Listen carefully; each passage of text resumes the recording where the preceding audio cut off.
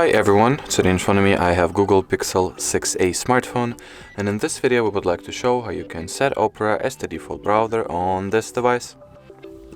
First of all, you want to open up the General Settings app. Next, enter the apps category.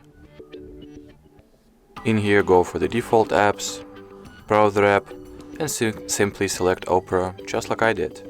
There is also the alternative way to do that, directly from the Opera application.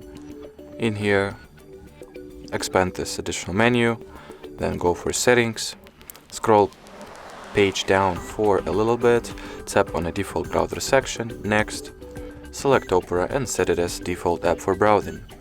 Alrighty, so that will be it for this video. Thank you so much for watching and bye bye.